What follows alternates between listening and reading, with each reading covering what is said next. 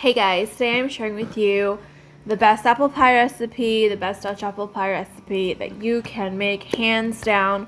This recipe is my secret Dutch apple pie recipe. It is a God-given recipe. There are really no words to describe how amazing it is and how grateful and blessed I am. Let's go ahead and get started. My first secret tip or ingredient that I like to use for my pie crust, which is what we'll be starting with, is some unsalted butter. I have 4 tablespoons of unsalted butter here that I have popped on a saucepan, a small saucepan, and my heat is on medium low. We're gonna let this butter melt down and we are going to brown and caramelize our butter. That's gonna be my first secret little ingredient, is our brown butter. So just on medium low heat, we're gonna wait for this to melt down. It's gonna take anywhere from 3 to 5 minutes once it's melted down. You don't want your heat on too high because you do not want to burn your butter.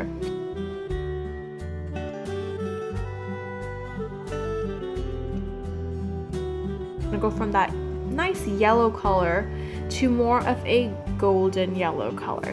Just you want to stir it every so often to make sure that it is the butter is browning evenly, and you can see the color start to change there. It's getting more golden,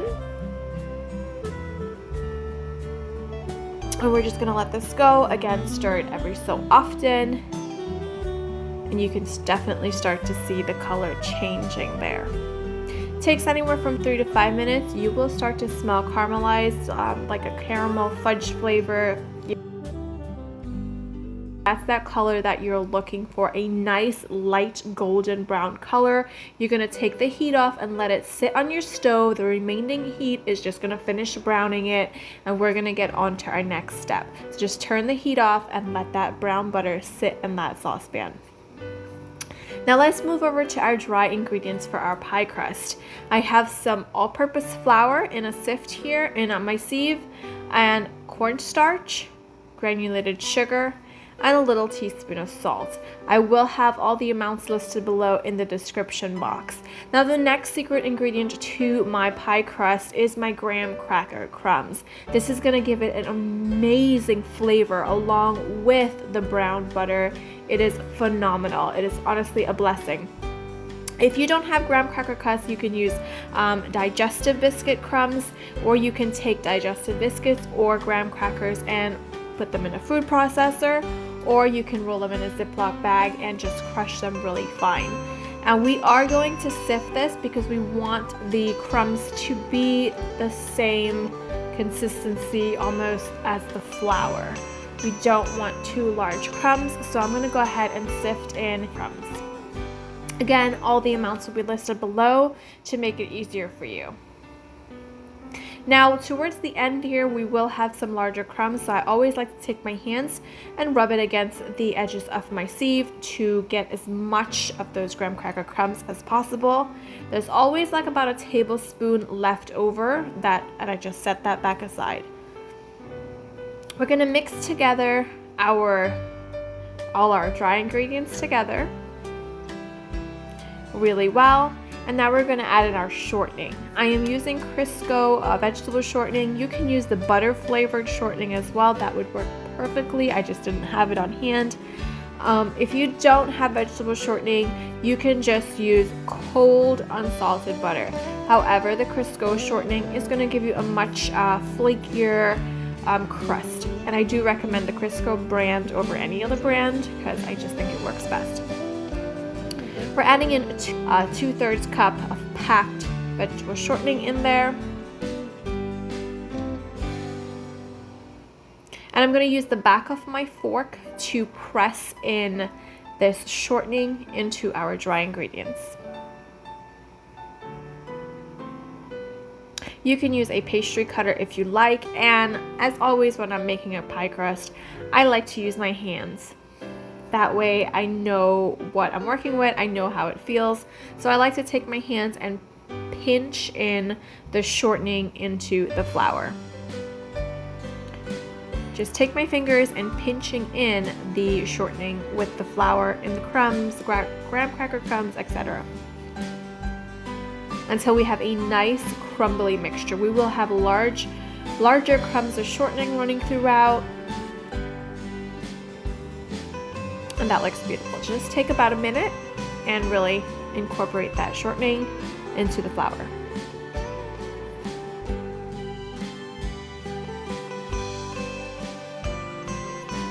And I made a little well in the center of my bowl, and to that we're gonna add in our brown butter.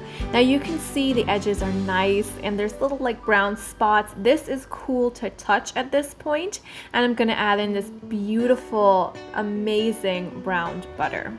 Make sure and get a spatula and get all of it off the bottom and the sides of the bowl, because that is amazing flavor that's sitting right there and you don't wanna lose any of that. Get it all in there. And I'm just going to use my fork to incorporate this in. We're again looking for a crumbly sort of mixture. So we're just tossing that brown butter throughout the flour.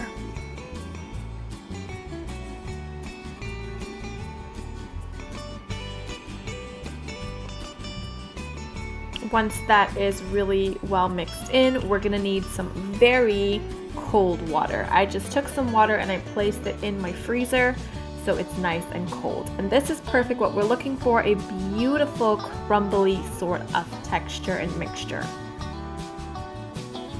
We're gonna add in our very cold water. Actually started to get some ice on there. Make a well in the center, add our water in. And I'm gonna start off with my little tiny spatula here. You can use like a spoon, just to press in the wet and the dry together. I'm just pressing in the flour into the water, and once I got that mostly pressed in, I'm gonna get my hands and form it into a ball. Get everything off the sides and just press it and form it into a nice little ball. Now this can make 2 pie crusts. If you're using 2 smaller pie crusts or 1 large pie crust, it's really gonna depend on you and how thin you roll it and the size of your pie dish. We're gonna wrap this in cling wrap and place this in the fridge or freezer till it's firm to touch. It's gonna take about 2 hours in the fridge. I pop mine in the freezer for about 30 minutes because I like shortcuts. And let's go ahead and move over to our crumble mixture. Now in that same saucepan that I just browned the butter in, I'm going to use that exact same saucepan, take another 4 tablespoons of butter, and we're going to do the exact same thing and brown this butter as well. The brown butter is going to give this such amazing caramelized fudgy-like flavor. So on medium-low heat, we're just going to melt that butter down and wait for it to brown and just change its color. Now you don't want the color to be too dark, so as soon as you see it looking like a nice golden brown color, that's when you're going to remove your heat. Remember to just every so often give it a little shake or just stir it gently with some spatula or whatnot, just to make sure that it is evenly browning. Now in a sift here, I have some all-purpose flour, some cinnamon, and a little, no salt. I didn't add salt to that. I don't add salt to my crumble. So just all-purpose flour and some ground cinnamon. All the amounts will be listed below. To that, we're gonna add in some brown sugar, and we are just gonna get our hands in there and mix together the brown sugar, the flour, and the cinnamon until we got a nice little mixture going on there, kind of like sand.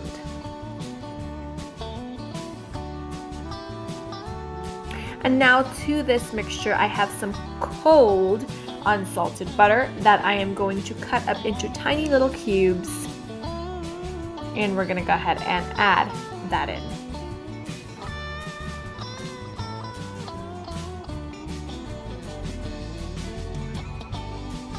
Another 4 tablespoons of cold unsalted butter that we are cutting up into tiny little cubes.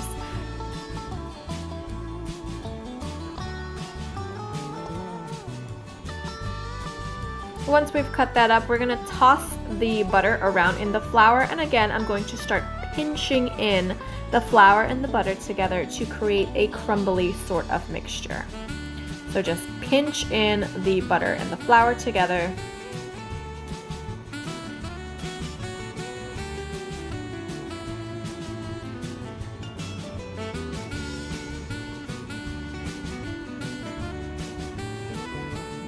Make a little well in the center of our bowl, and now we're gonna add in our browned butter.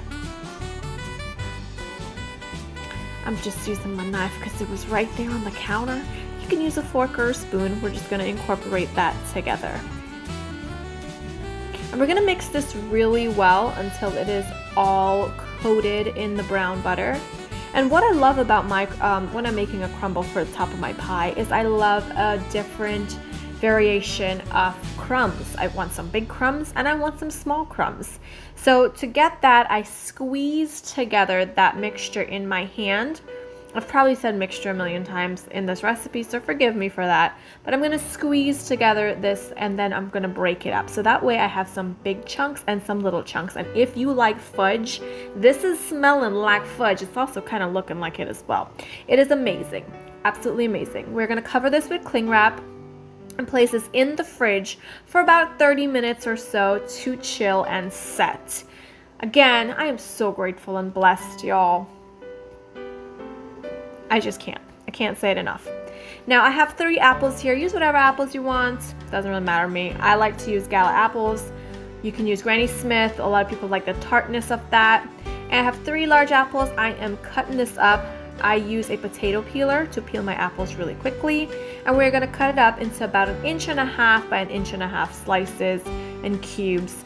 To that, I'm gonna add in a tablespoon of vanilla extract.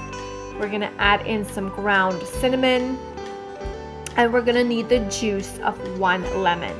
Now, if you don't have a lemon, you can use orange juice as well, and we're gonna add in some brown sugar. I'm just gonna roll that lemon to release all of those juices, so it makes it easier to squeeze. Try not to get any seeds in there, and we are gonna go ahead and juice in 1 whole lemon. We're adding in a tablespoon of unsalted butter, and we're gonna place this on our stovetop on about medium heat. Toss everything together, and we want that sugar to melt down. And the reason I like to cook my apples just a little bit for about 5 minutes before putting it to bake is because it helps tenderize the apples. If I wanted a nice, fresh, crispy apple, I would eat it fresh. But in an apple pie, I want it to be kind of tender and crispy at the same time. So cooking it for 5 minutes like this, it gets everything melted and combined and just beautiful, and it also tenderizes those apples beautifully. So after about 5 minutes of this cooking down, the sugar has melted and the apples have rendered out a little bit of its own juices. To that, I'm going to add in 1.5 tablespoons of all-purpose flour. My heat is still on. I'm just gonna mix that through until I don't see any more flour, and the flour is just gonna thicken up that sauce. So I have a beautiful caramelized sauce in there. We're gonna take the heat off and let this set aside to cool down just a bit. Preheat your oven to 375 degrees, and now I have my firm pie crust here. It was in the freezer for about 30 to 45 minutes or so. Place it in the fridge if you want to, and you want to make sure that your counter is sprinkled with some flour, as well as I like to coat my dough, my pie crust, with some flour.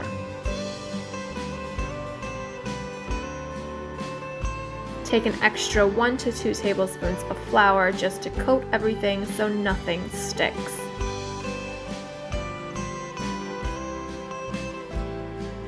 And this is a crumbly dough, so it will start to crack on you.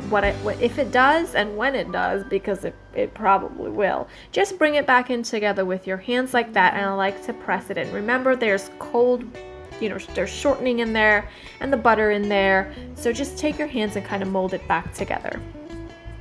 I also like to gently move this 1 or 2 times while I'm rolling it to make sure nothing is sticking, and also make sure that my counter is floured well.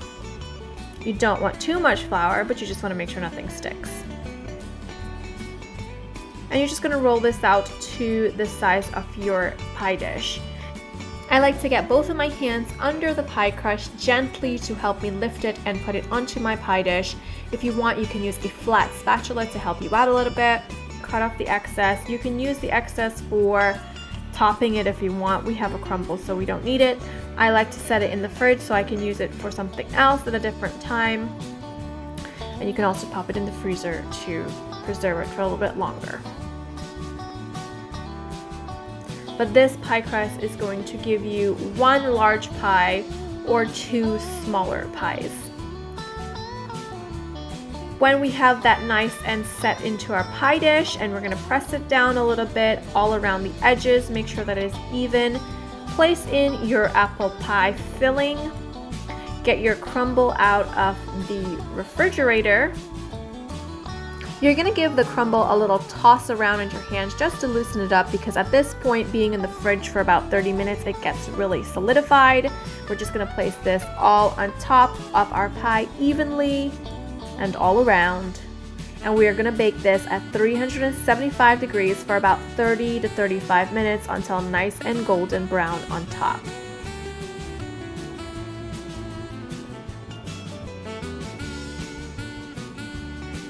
Once that is all set, pop it in the oven to bake. You want this to cool at least a little bit before cutting into it and serving, and it is fantastic. It is the best apple pie, the flavors and all that's going on in there. It does take a little extra work, but it is absolutely worth it. Absolutely worth it. I hope that you guys enjoyed this recipe. If you give it a try and you enjoyed it, let me know in the comments below, and I'll see you guys next time. Thanks so much for watching. Bye bye.